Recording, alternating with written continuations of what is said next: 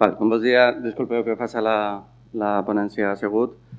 Us comentava que el grup d'investigació TALIS és el qui organitza aquestes jornades. El grup d'investigació TALIS, molt breu, ens dediquem sobretot a treballar sobre aprenentatge lingüístic i literari, educació literària, ensenyament de llengües estrangeres i no estrangeres, des d'una perspectiva intercultural i sobretot des d'una perspectiva de ciutadania global. A través de la web de les jornades podeu accedir a la informació del grup d'investigació. És un grup molt obert i molt acollidor, de manera que si alguna persona està interessada en saber més o incorporar-se, per descomptat, el rebrem en els braços oberts. Bé, la meva ponència és probablement de les més teòriques d'aquestes jornades. Aprofitem que són les 9 del matí i que estem frescos i amb ganes d'aprendre. En tot cas, podeu interrompre en qualsevol moment, fer qualsevol pregunta, etc.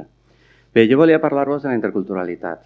En aquest cas, un poc adaptada al tema de les jornades, com a paradigma per abordar l'educació per la ciutadania. Per què la interculturalitat? La interculturalitat és un terme que fa molts anys que circula en la nostra societat, que suposo que molts de vosaltres i moltes de vosaltres heu interculturalitat o fins i tot hi heu participat o heu fet setmanes d'interculturalitat als vostres centres, etc. Però és un concepte que de vegades es maneja d'una manera un poc inexacta, per dir-ho d'alguna manera. Llavors volia un poc explicar-vos en què consistia i per què és important aquest abordatge tant de l'educació per al desenvolupament com de la ciutadania global des d'una perspectiva intercultural. El primer que sempre fem quan parlem d'interculturalitat, curiosament, és contraposar-ho al multiculturalisme o a la multiculturalitat. La multiculturalitat és un terme que s'aplica en general des de qualsevol perspectiva, també des de la interculturalitat. I la multiculturalitat el que fa referència és a la coexistència de diferents cultures en una societat. El terme cultura és molt ampli. No es tracta només de nacionalitat o d'adscripció religiosa, sinó que inclou molts altres col·lectius, incloent sobretot col·lectius minoritzats. Bé siga gent gran, bé siga les dones, bé siga altres col·lectius. Per què parlem d'això? Perquè el multiculturalisme és el marc teòric que s'utilitza en països com Estats Units o Gran Bretanya.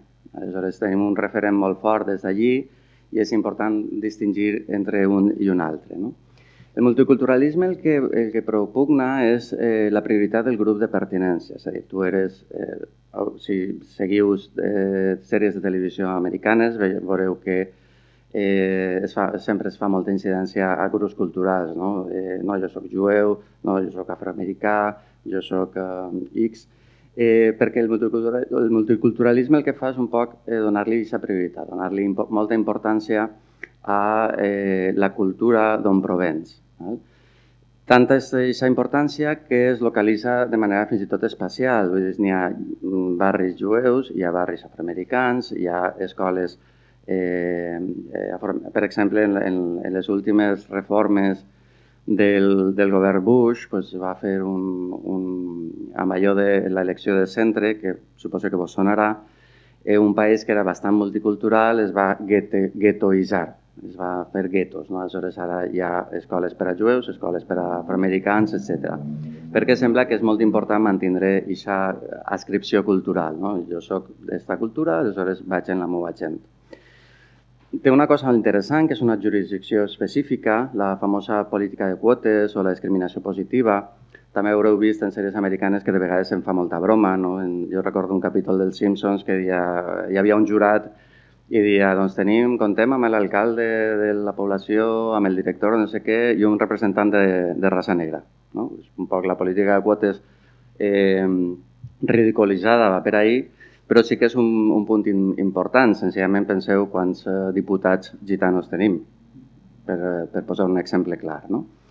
També s'imposa un poc el relativisme cultural. El relativisme cultural és un terme que fa referència al fet que una cultura se l'ha de respectar, siga el que siga les seves ascripcions.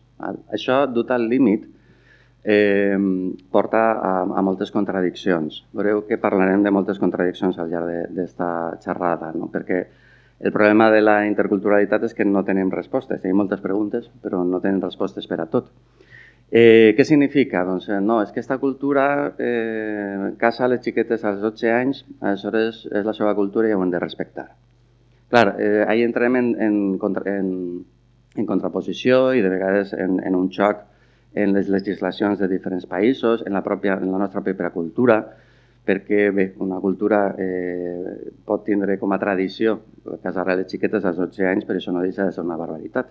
Aleshores, és sempre interessant trobar un equilibri i no ser tan relativistes, és a dir, no dir, no, com és la seva cultura, que facin el que vulguin. No, trobem que n'hi ha uns paràmetres que més o menys han de seguir totes les societats. No? I després, hi ha en el multiculturalisme, hi ha un especial interès en que aquestes diferències s'expressen en públic. És el cas dels gèneres musicals, és el cas dels festivals, etc. Clar, no tot és així. Això seria simplificar molt. Hi ha per exemple, el multiculturalisme crític democràtic s'intersecciona un poc en la interculturalitat, en el sentit que parla d'aquesta interactivitat entre les cultures. Perquè, clar, el problema d'això és, molt bé, si jo soc afroamericà, soc jueu i soc gay, quina és la meva cultura? O sigui, en quina cultura m'hauria d'escriure? Evidentment, les persones no som no tenim només un perfil identitari, tenim molts, com veurem més endavant. Aleshores, això provoca una sèrie de problemes i de confrontacions que aquesta línia del multiculturalisme posa en relleu i denuncia. També una altra variant és la retòrica multicultural de la diferència, que va un poc per ahí, i després la fal·làcia de la neutralitat cultural, és a dir, no se pot ser culturalment neutral. Hi ha un terme molt xulo, molt xulo entre cometes, molt interessant, molt rendible, que és el de la whiteness, de white, de blanc, de whiteness. I és que, clar, al final, parlant de multiculturalitat, sembla que la multiculturalitat sempre és la dels altres que no són blancs, per això la de whiteness, que no són homes, que no són classe mitjana, que no són, els normals, que seríem nosaltres, i els altres que són els multiculturals. Això, evidentment, és una fal·làcia. Nosaltres també tenim trets culturals molt marcats que, a més, habitualment estem acostumats des de fa molts segles a imposar. I què proposa la interculturalitat? La interculturalitat es basa en tres eixos. L'espistemològic, és a dir, un poc la pròpia existència de l'ésser humà, un metodològic, perquè la interculturalitat nasqué ja amb ambició de ser un programa d'educació. Sentireu molt més parlar d'educació intercultural que d'interculturalitat, i no existeix interculturalisme.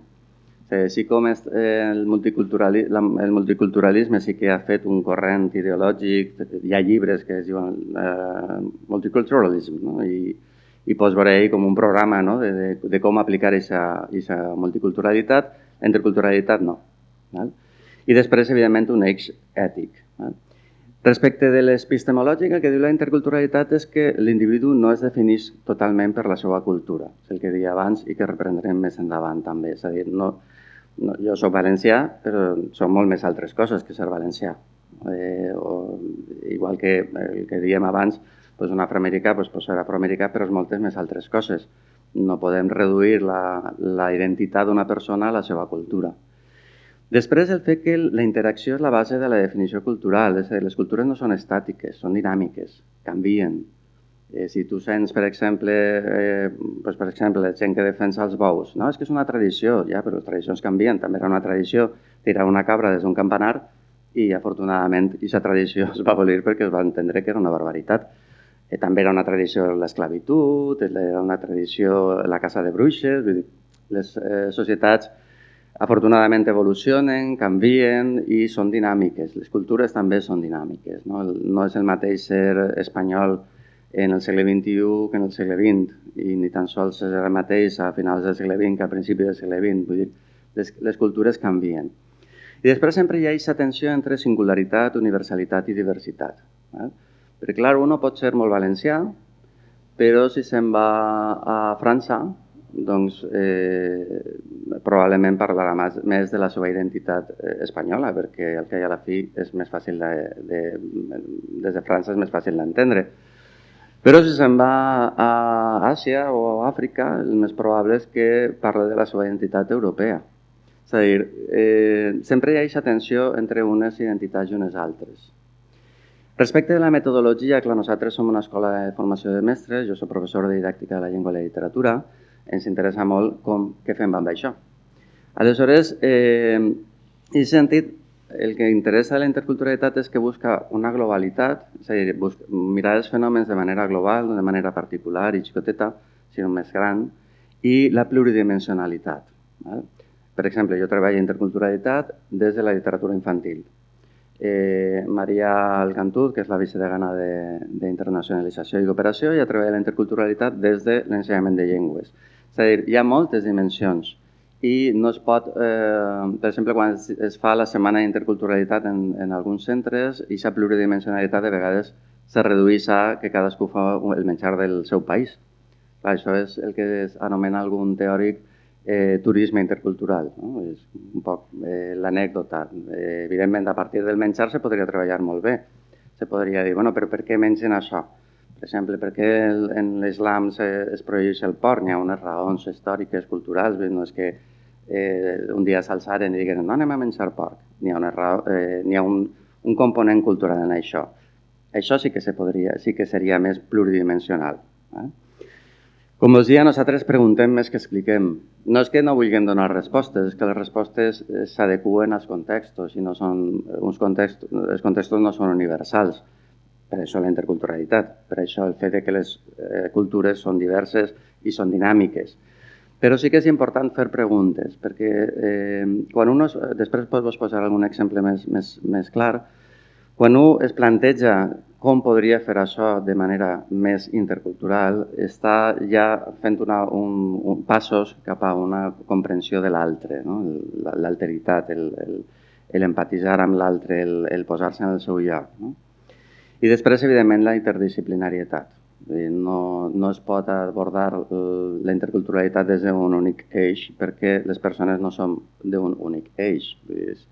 Es pot abordar la interculturalitat des de les ciències naturals, des de les matemàtiques, des de la llengua i la literatura, des de totes les parcel·les de la societat. I finalment, l'eix ètic parla de que tots som diferents. Allò que vos deia de la whiteness, no? Que sempre sembla que quan volem posar quan es fan cartells multiculturals, normalment sempre hi ha persones racialitzades, no? Bueno, és que nosaltres també som diferents. En aquesta aula, les persones que estem, si parlàrem, tindríem moltes coses en comú, però tindríem moltes coses en les quals no ens assemblaríem gens. I fins i tot coses profundes, identitàries. Aleshores, hem de partir del fet que tots som diferents. Jo, per exemple, quan parlo de l'atenció a la diversitat en les programacions, sempre dic, tingueu en compte que tot l'alumnat és divers. Els diversos no són només els que tenen ASIS, no? Els que tenen adaptacions curriculars. L'alumnat divers és tot el que teniu i heu de plantejar-ho així. Una altra cosa és que després hi hagi persones que tinguen necessitats específiques, però l'alumnat és divers d'entrada, igual que la societat és diversa d'entrada.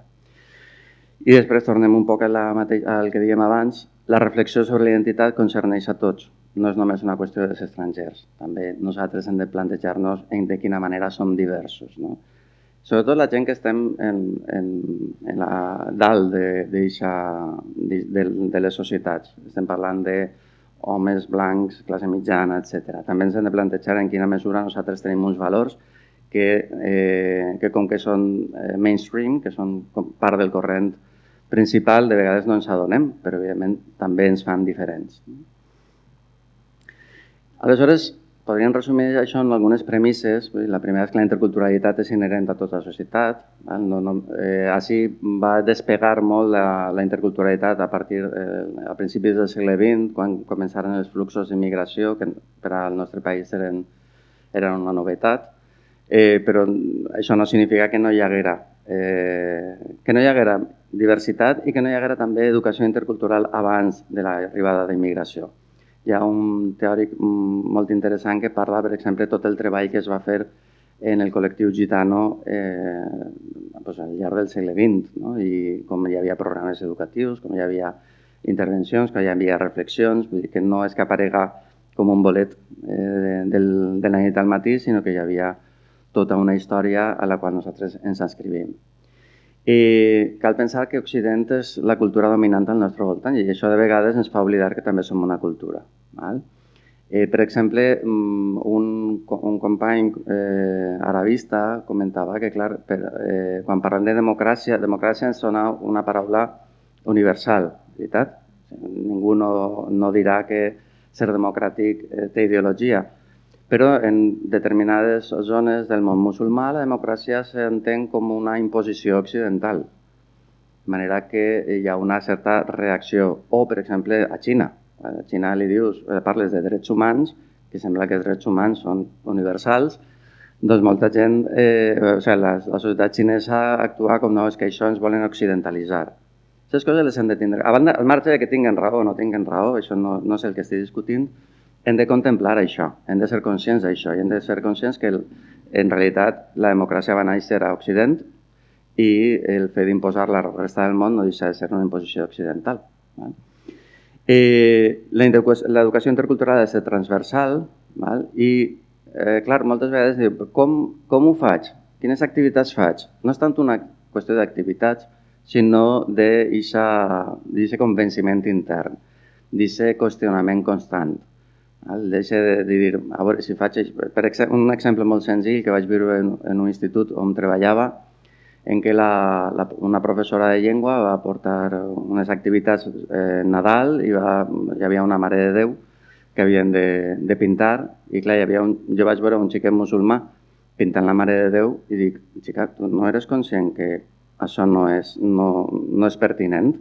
Ah, no, que coneguen la nostra cultura. Dic, ja, però és que això és insultant.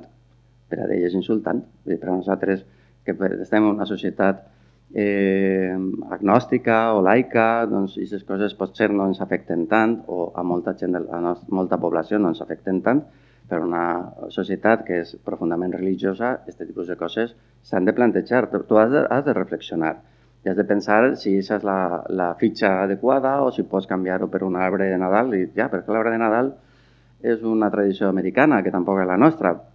Fixeu-vos que no sempre tenim respostes, tenim moltes preguntes, però no sempre tenim respostes. No? I sobretot hi ha una qüestió importantíssima que és evitar l'estereotipació. Fins i tot quan l'estereotipació respon a una realitat. Perquè estereotipar és com posar una etiqueta i dir, este poble és així, o esta societat és així.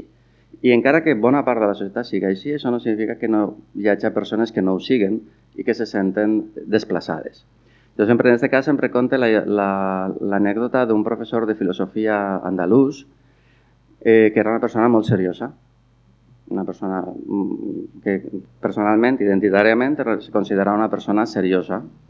I, clar, li molestava molt perquè quan algú el coneixia i diu, sembla mentida que siguis andalús. Dic, home, que ser andalús significa haver de ser graciós tot les 24 hores. Això és un estereotip. I encara que molta gent li agrada escriure's el seu propi estereotip, només cal veure un grup d'espanyols a l'estranger. Jo sempre, quan vaig a l'estranger i veig grups espanyols, me poso a parlar en anglès per a dissimular, perquè és com que quan eixes a l'estranger has de demostrar que eres molt espanyol. No? Una volta en un viatge en alumnat de segon de batxiller, se posaran a cantar enmig de Londres, jo soy espanyol, espanyol, espanyol, aquestes coses que naixen i que en realitat és l'estereotip en el qual molta gent se sent còmoda. Però que la gent se senta còmoda no significa que hagin de seguir-lo, perquè molta gent no se sent còmoda en aquest estereotip i no deixa de ser un reduccionisme. No? Aleshores, una citació d'Abatalá Pretzeil, que és una de les autores que sempre recomanem, diu: la interculturalidad es una metodología que permite un acercamiento holístico al otro, más que no la mera acumulación de hechos sobre las culturas con las que convivimos. És a dir, un acostament holístic, és a dir, veure la persona en tota la seva globalitat, no la seva estereotipació, sinó en tota la seva en tota la seva complexitat. Val? Acumular fets sobre les cultures, doncs, per exemple, hi ha una línia d'interculturalitat, una línia d'investigació molt forta, molt potent, que és la comunicació intercultural. I aquesta va néixer per tal de donar pautes als empresaris americans que viatjaven a determinats països. Hi ha guies interculturals per anar a la Xina, per anar al Japó. Però clar, és de veres que se donen molts conflictes culturals. Per exemple, una de les anècdotes que es contaven era en acomiadar-se un empresari americà d'un de xinès, li va dir, ai, pues a veure, pues quan puguem quedem i dinem i se fem en la família i tal. I, sí, perfecte. L'empresari americà se'n va tornar al seu país i l'empresari xinès es va enfadar molt perquè realment esperava que li cridara per a dinar amb la família. Clar, en la nostra cultura aquestes coses se diuen per una manera d'acomiadar-se, però en altres cultures no. Això té un sentit, té una importància que hem de conèixer. Val? És el fet, per exemple, que en la cultura mediterrània acomiadar-se és tot un ritual. Podem estar acomiadant-nos mitja hora o 3/4 d'hora fàcilment, doncs me'n vaig i tornes. Ai, doncs mira, allò que no sé quant està, i 3/4 d'hora després te'n vas. Un alemany diu adeu i se'n va. I això no significa ni que sigui ni millor ni pitjor persona, sinó que són tradicions culturals. No? Clar, aquestes guies se basen en una acumulació de fets, en dir, bueno, això és normal, però també redueix la cultura a una sèrie d'ítems, no? Que com si hagués de marcar, quan en realitat potser n'hi ha molts xinesos que a veure si quedem en la família, sí, i no li donen cap importància. Val? Aleshores, per fer un poquet de resum del que hem vist fins ara, termes importants, la multiculturalitat, coexistència de diverses cultures en una mateixa societat, la interculturalitat té més a veure amb la interacció entre les diferents cultures, amb veure més l'alteritat que la cultura. Multiculturalisme seria la teoria política que hi ha darrere d'algunes societats com l'americana, la britànica o la holandesa. Val? L'interculturalisme està més estès en els països nòrdics, a l'estat espanyol, a França. Val? L'assimilació. L'assimilació és un concepte que fa referència a quan nosaltres entrem en contacte amb una cultura i imposem la nostra. I a poc anem reduint-la. Molta de la integració que la gent diu, no, és que els immigrants s'han d'integrar, i no parlen d'integrar, sinó parlen d'assimilar. I em sembla que integrar-se és que veureu una xiqueta xinesa en les monyos de fallera. Bueno, això pot estar molt bé, però pot també ser assimilació, pot ser també esborrar la seva cultura i imposar la nostra. No? Relativisme cultural, del que vos parlava abans, o l'estereotipació. Quan parlem d'educació intercultural, en què parlem? Primer, conèixer. El principal és conèixer els altres. I conèixer d'una manera empàtica, d'una manera real, no superficial. Per què? Perquè si no el que fem és, sobretot en educació, i suposo que la major part de vosaltres sou educadors i educadores, el que fem si no intentem aquest coneixement profund és aplicar l'efecte Pigmalió. Què significa? Que al final la persona se va comportar d'acord amb el que jo espere d'ella. Això en educació suposo que vos sonarà molt, veritat? Si jo li dic a un xiquet, és que eres molt roïn, és que eres molt roïn, és que eres molt roïn. Evidentment el xiquet al final serà molt roïn, perquè és el que ha estat sentint tota la vida. No? Si jo pense, no, aquest xiquet és masclista perquè és musulmà, al final el xiquet serà masclista, tant si és masclista com si no, tant si ve d'una família conservadora com si ve d'una família molt tolerant. Al final la meva imatge sobre ell, d'alguna manera, com l'escultor grec, no? De Pigmalió, al final acaba modelant-lo i acaba sent com el que jo crec que ha de ser. I a més es molesta. O sigui, hi ha gent que li molesta, que no sé si vos ha passat anar a l'estranger i diu, ai, espanyol, i tu eres del Barça o del Madrid, i no, a mi no m'agrada el futbol. I la gent s'enfada, se molesta, com dient, ostres, i tu quin tipus d'espanyol eres, no? O, el flamenco, no, a mi el flamenco no m'agrada. I se molesta. Val? I de vegades a nosaltres també ens molesta que la gent no corresponga amb l'estereotip que ens hem muntat respecte de la seva cultura. No? Aleshores, conèixer la persona. Conèixer la persona, no la cultura, la persona. Val? L'acceptació com a condició. Suposa que si esteu així és perquè esteu sensibilitzats i sensibilitzades en el tema i recordeu que fa 20 anys es parlava molt de la tolerància. A veure, tolerem les hemorroides, però no tolerem una persona. Una persona l'acceptem com és. Tolerar és una paraula bastant lletja, si penseu fredament, no? Després la valoració, cal valorar també les coses. Per exemple, quan es parla de l'islam i de la dona en l'islam, només es parla habitualment de les coses negatives que pensem, però hi ha tota una sèrie d'aspectes de les dones dins de l'islam que són probablement molt aprofitables. No? Hi ha, per exemple, en la cultura tradicional hi ha molt de respecte cap a les dones en l'islam, encara que sembla que no. I després també l'islam no és uno. No és el mateix l'islam d'Aràbia Saudí que el del Marroc, el de Mali. Després la cohesió social i el desenvolupament de les persones com a horitzó. No aconseguirem ser una societat més justa, no aconseguirem anar cap a aquesta ciutadania global de la que volem parlar, si no aconseguim que les persones ens relacionem. Si creem guetos, si estereotipem, això no va cap a la cohesió global i tampoc permet que la gent es desenvolupi com a persones. Després, la ciutadania intercultural no és un lloc on hem d'arribar, és un procés. Això probablement no s'acaba mai, perquè quan pensem que hem arribat, la cultura ja haurà canviat i tindrem altres reptes que afrontar. Penseu que fa 20 anys internet era una cosa anecdòtica, els mòbils eren una cosa també molt anecdòtica. En aquests 20 anys la societat digital ha canviat radicalment totes les nostres cultures. Aleshores, hem de pensar que aquesta ciutadania intercultural és un procés, és un camí en el qual anem progressant a poc. I sobretot i per damunt de tot, i cara al desenvolupament de la ciutadania global, el que necessitem és un pensament crític, és posar en dubte les coses. És veure un àlbum il·lustrat, que és el meu cas, i dir, per què no hi ha cap personatge que no sigui blanc? En una investigació que feu una companya xilena, analitzarem un corpus d'àlbum, és impressionant la quasi inexistència de persones racialitzades, però hi havia un que ens cridava molt l'atenció. I era una il·lustració a doble pàgina preciosa, i a més un llibre preciós, vull dir, una cosa no lleva l'altra, en què hi havia una plaça d'una ciutat espanyola.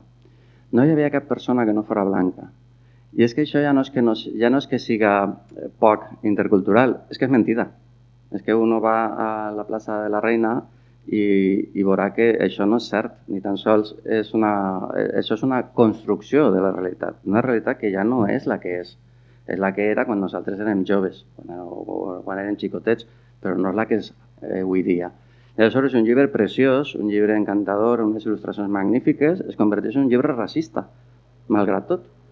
I és trist dir-ho així i sembla molt radical, però en el fons ho és. I ho dic jo, que jo he escrit llibres racistes també, vull dir que ara mirant un poc, per això del procés, mirant les coses que jo escrivia fa 20 anys, me n'adona que jo també tenia aquest punt i que, bueno, pues, és un procés, ho accepte, ho reconec i, per exemple, un llibre que vaig reeditar, que vaig publicar en el 91 i vaig reeditar en el 2004, vaig intentar retratar unes aules més multiculturals, més d'acord amb el que jo veia en les meves aules. D'acord? Després, més coses sobre l'educació intercultural. Bueno, uno ha de ser conscient del propi bagatge intercultural, del propi bagatge cultural, vull dir, i ser capaç d'analitzar-lo críticament. I per què jo sóc així? I de quina manera la meva cultura m'ha modelat i m'ha fet així, i reconstruir-lo sobre noves bases. És el que vos dia dels llibres racistes, no? Bueno, pues jo no me sent culpable ni me sent malament per haver publicat aquests llibres fa 20 anys. Era el moment, això. Jo no tenia aquest pensament crític. Si ho fera ara sí que em preocuparia més. Val? Després, cara, per exemple, a l'alumnat, cal millorar l'autoconcepte personal. I això significa valoritzar la persona en tota la seva globalitat i, evidentment, també la seva cultura. Ahir també tinc una anècdota d'un professor d'història que en una classe tenia un alumne, no recordo si era, crec que era siri, i aleshores li va dir, bueno, doncs conta'ns tu com se viu a Síria, i aquell no va veure. I el professor va insistir com dient, no, tu que eres diferent, has de parlar i has de fer campanya i has de... Chico, pues és un adolescent, els adolescents ja sabem quines són les seves característiques, si no la veig, no la veig. I no la veig per ser siri o per ser bolivià, no, és que no la veig perquè és adolescent. Ahir la identitat adolescent és més forta que la seva identitat cultural, no? Cal treballar per l'èxit escolar de tot l'alumnat. Això és didàctica bàsica, ho he sentit moltes vegades, no? El reforç positiu, l'efecte Pigmalió una altra vegada. No? Aleshores hem de tindre expectatives positives sobre les capacitats i les possibilitats de tot el món. A mi és que m'agrada molt fer aquesta lectura intercultural, no? Llegir interculturalment tot el que veig o tot el que lleig. Aleshores, en moltes sèries americanes sabeu que hi ha l'estereotip que els asiàtics condueixen malament i que els afroamericans són dolents, són roïns en matemàtiques. I això que direu, bueno, és un estereotip que no va més enllà. Doncs hi ha investigacions, moltes a més, molt senzilles. Abans d'un examen de matemàtiques, el docent entrava i deia, fixeu-vos, han eixit unes investigacions que diuen que els afroamericans són molt més bons en matemàtiques que els blancs. En un altre grup es deia el contrari i en un altre grup de control no es deia res. Els resultats dels exàmens en el grup en el què els afroamericans se'ls havia reforçat positivament eren espectaculars. O sigui, la diferència era molt gran entre aquells en què tu tenies unes expectatives positives i en els que tenies expectatives negatives. Això també val per a les dones. Hi ha un llibre preciós que us recomano que es diu Qüestió de sexos, en què parla de moltes d'aquestes investigacions i era un poc la mateixa idea. No? En aquest cas parlaven de les emocions. Aleshores hi havia un grup de control, un grup en el qual es deia, no, doncs fixeu-vos que hi ha investigacions recents que diuen que els homes tenen major capacitat emocional que les dones. En l'altre grup es feia al revés i en el grup de control no es deia res. I tornaves, els resultats canviaven per una sola frase, només per llançar una idea. No sé si heu vist Origen, no? Això que quan fiques una idea en el cap d'algú, només per aquesta idea la gent responia diferentment. Imagineu-vos el que és tots els dies en el vostre alumnat, tots els dies donant aquest reforç positiu, tots els dies pensant que tu sí que pots, tu sí que vals, tu sí que... Això té una repercussió molt més forta del que puguem pensar. Diu, promoure les estratègies didàctiques que servisquen per aprendre més i millor i al mateix temps millorar el coneixement i la relació amb la resta. És a dir, no se tracta de fer la setmana de la interculturalitat, es tracta de treballar interculturalment. Es tracta que si jo faig classe de literatura o faig classe de llengua i literatura, doncs que si porto X llibres a l'aula, entendre que aquests llibres han de ser diversos. I en això... Vos conto una altra anècdota. Quan nosaltres tenim un projecte en Mali, després vos posaré alguna diapositiva sobre això, i aleshores volíem fer una biblioteca. I demanaren donacions de llibres. Clar, havien de ser en francès. I clar, arribaren llibres de diferents llocs, de diferents persones, i jo no els vaig classificar, senzillament els fiqué en la maleta, els duia allí, arriba allí, es porta, trac a la biblioteca, i hi havia llibres tipus... Lili se'n va a esquiar. Tots rubios, ulls blaus, etc. Clar, la major part de professors no digueren res, però un professor que era més crític digué, home, aquests materials igual no són adequats. Dic, no, per descomptar que no són gens adequats, perquè això és un altre planeta per a vosaltres, igual que, fixeu-vos, si fos al revés.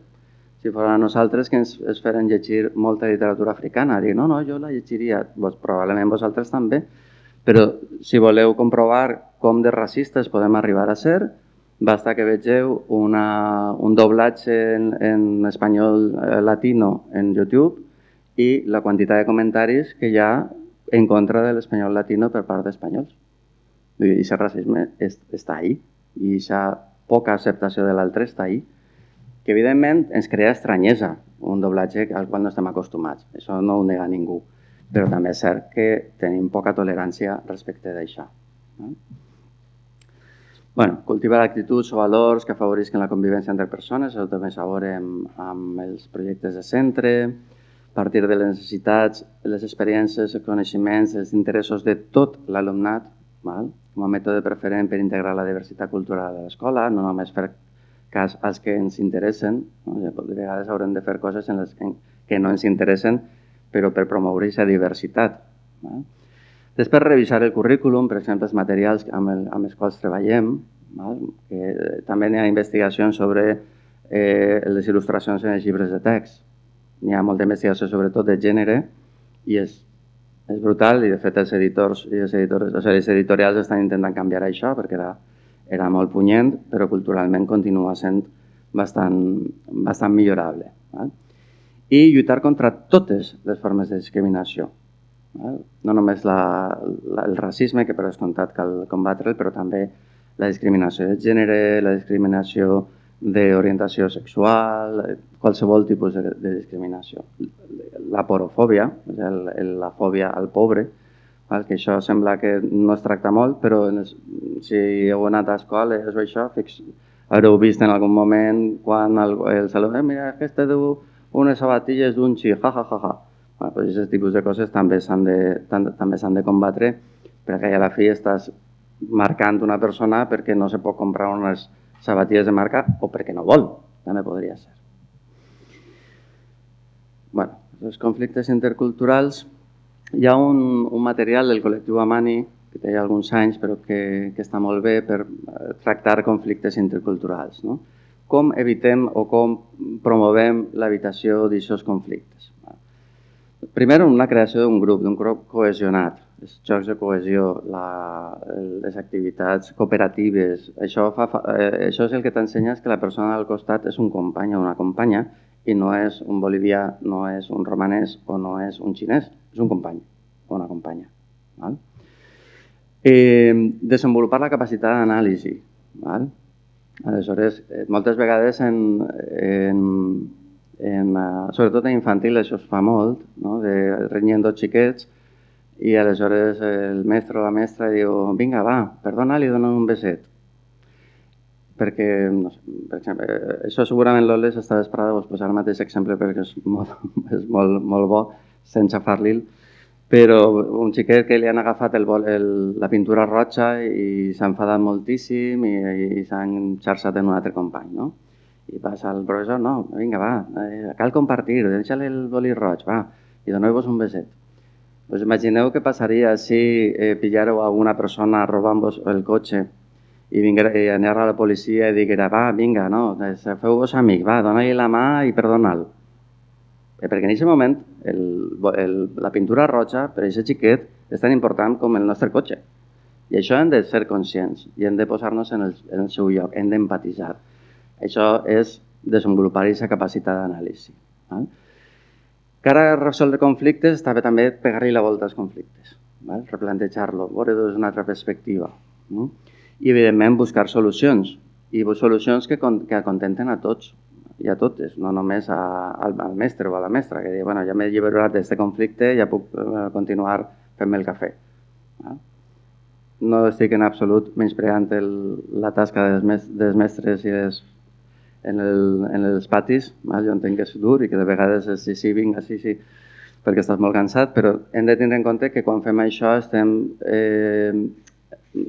evitant o no estem aprofitant una possibilitat per crear aquesta cultura de resolució de conflictes no violenta. Aquesta il·lustració, us volia posar alguns exemples d'aquest debat intercultural. Mireu, jo vaig escriure un àlbum d'una xiqueta que es deia Romy, que era la reina de l'Amazones, i li vaig demanar a una amiga, que era il·lustradora, que em fes les il·lustracions. D'acord? Aquesta va ser la primera il·lustració que va fer. Clar, com ho vaig veure, El text era que Romy es trobava amb una anaconda. No? Quan vaig veure la il·lustració, a mi m'engrinyolaven moltes coses. No sé si vos grinyolen a vosaltres també. Val? En primer lloc, com va vestida. Val? Les indígenes de l'Amazones no van vestir així, això és més una roba del Pacífic, no? D'una illa del Pacífic. Després, una cosa tan senzilla, tan anecdòtica com la cua. Intentant recordar, jo quan vaig anar a l'Amazones, les indígenes no duien cues. No sé si és una qüestió cultural o senzillament que no acostumen a comprar gomes del monyo o no sé el què, però jo no recordo haver vist cap indígena amb una cua. I després les anacondes no són verdes. Val? Clar, ahir anàvem a un altre pas. Val? I, clar, si jo pinte a la indígena de l'Amazones en roba indígena, també estic posant ahí un biaix, un sesgo, que no és cert. Els indígenes no vesteixen habitualment en roba tradicional. Normalment anaven en camiseta i pantalons. Però, clar, si no marcava d'alguna manera que aquesta era una xiqueta indígena, part de l'àlbum no s'entendria. Fixeu-vos com n'hi ha moltes, en una il·lustració només se poden fer moltes preguntes i quines respostes trobem. Jo trobo que vaig trobar una resposta més o menys adequada, perquè esta és la figura final de Romy, en un pantalonet, que això era molt més adequat, molt més d'acord amb el que jo vaig veure i el que jo recorde, i Romy està somiant. Aleshores, durant el somni, que a més és un somni molt simbòlic, perquè es troben en animals de l'Amazones, l'anaconda, les formigues, el tal, doncs ella vesteix les robes indígenes, però en realitat és que se'n va cap al funeral del seu iaio, i aleshores, quan al final es desperta del somni i està anant cap al funeral del seu iaio, doncs vesteix en la roba que habitualment porten en aquell lloc. Val? Són unes preguntes i una possible resposta. No sé si és la més adequada o no, però com a mi, per l'important, evidentment la resposta és important també, però és més el procés de dir què estic fent, què vull fer, on vaig, etc., que la resposta final. Després, qüestions d'identitat. Diguem abans que normalment posem la identitat, o sigui, la cultura per damunt de la identitat. Jo, per exemple, soc el Cabanyal. Soc valencià, soc espanyol, visc a Europa, Occident. Si jo vaig a Santo Domingo i dic que soc del Cabanyal, doncs la gent es quedarà absolutament igual. No li dona cap informació. Si vos ho dic a vosaltres, la gent que és de la ciutat de València dirà, mira, del Cabanyal. I per a mi ser del Cabanyal és una cosa que m'ha marcat, perquè el marítim té una manera de ser peculiar. Però clar, això fora de la ciutat de València ja quasi que s'extingís, no té molta vitalitat.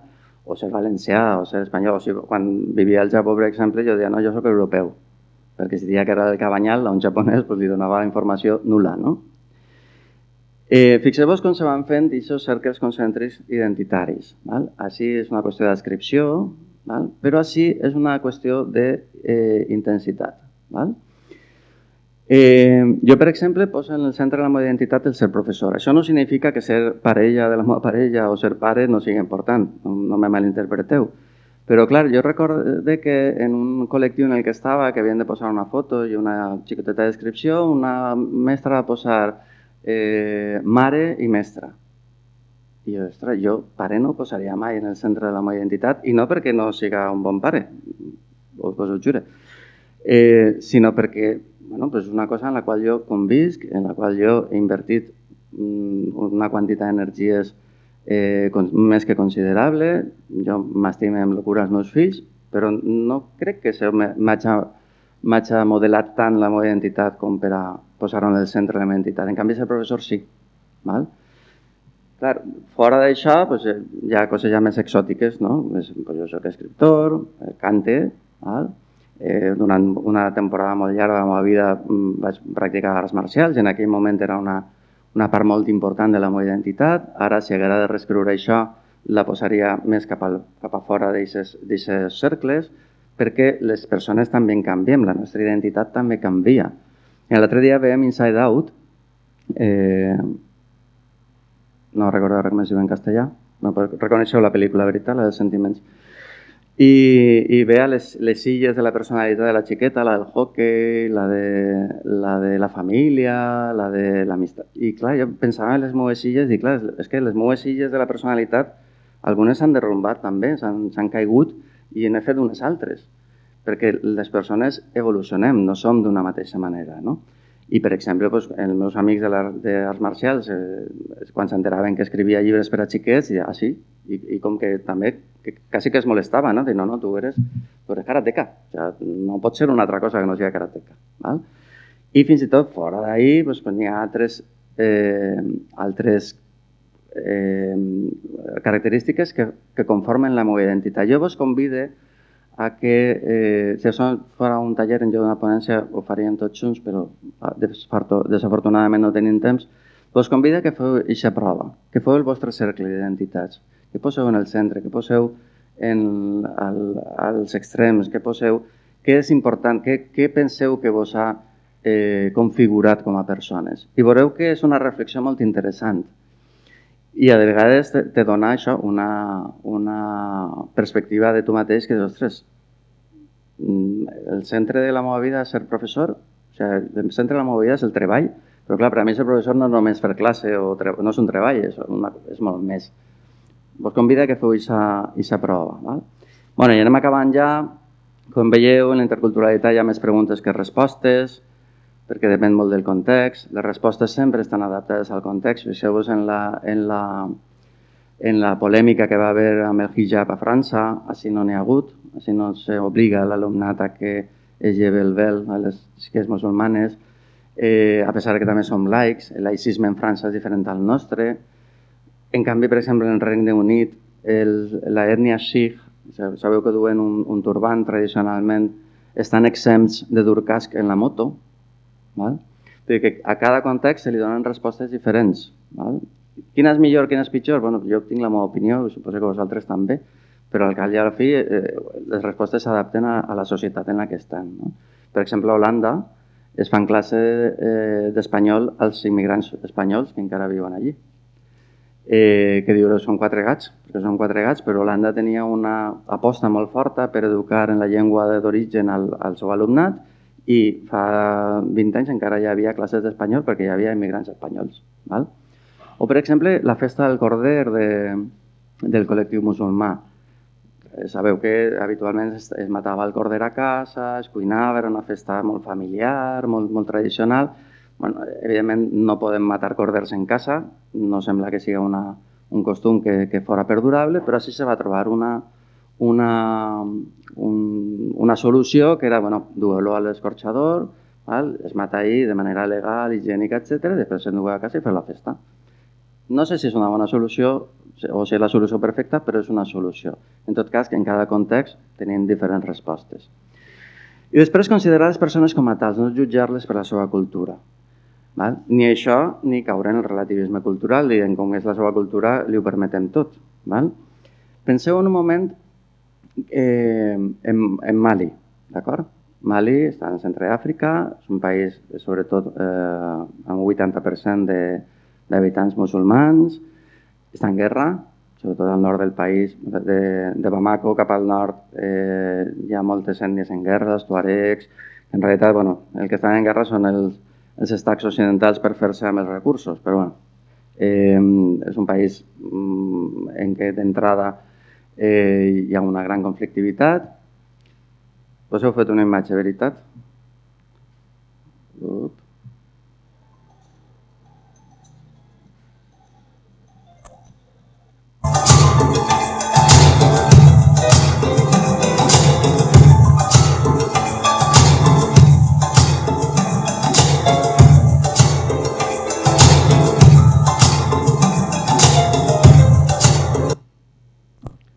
Doncs això és el Conservatori d'Arts i de Música de Mali, de Bamako. Intentem no estereotipar, perquè diuen, no, és que això serà minoritari. Sí, però existeix.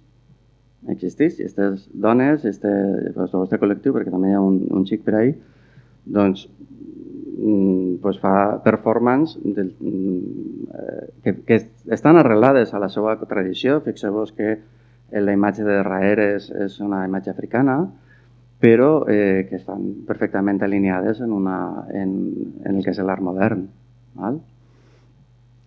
També hem de fugir de neocolonialisme, sobretot quan parlem de cooperació. Val? Però hem de ser conscients que cooperar és interferir. Val? Per què dic això? Este és l'equip de futbol de l'escola on tenim el projecte Talis, el grup d'investigació Talis té el seu projecte. Val? Per molt malients que siguen, els agrada el futbol i els agraden els grans equips. I dins dels grans equips està el Barça. Vesteixen tots en l'equipació del Barça, per a gran disgust d'un dels meus companys que va allí, que és el València. Volia posar una altra imatge perquè quan anàrem allí i havíem de repartir material escolar, la meva companya i jo, la companya de voces, dient, no, mira, és que jo el que no penso fer és fer de blanc guai que entra a l'escola i repartís material escolar als xiquets. No? Això no, jo aquesta imatge no la vull. Sí, tens raó. Els mestres van repartir el material.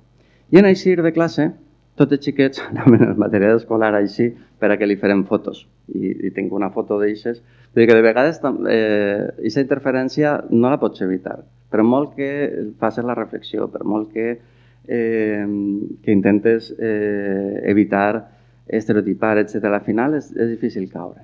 Val? Si heu estat atents i atentes, haureu vist que he caigut en una contradicció en posar aquestes dues fotos. No? He posat fotos més estereotipades impossibles. Xiquets africans. Això és l'estereotip bàsic de la cooperació. Multiculturalitat, un xiquet africà. Val? I una altra volta la mateixa paradoxa. Però el cas és que jo la cooperació l'he fet en Àfrica. Jo la cooperació l'he fet en Mali. És la meva vivència. Era com quan jo me feia fotos en els xiquets o en els mestres de l'escola i dic, ostres, que això és d'estereotip total. Ahir el blanc guai, amb un rubio en els blaus, el professorat negre. Ostres, però que són negres i jo soc rubio. I això no ho podem evitar. I jo he anat allà a fer una classe com he anat a fer classes a mestres d'Albaida o de Morella. I me faria la foto igual. Vull dir que no, l'important és fer-se la pregunta i fer la reflexió, no tant la resposta, perquè respostes certes i absolutes no n'hi ha. I en tot cas, de vegades caurem en contradiccions. Això és inevitable. D'acord? Bueno, l'última qüestió que us volia dir és això.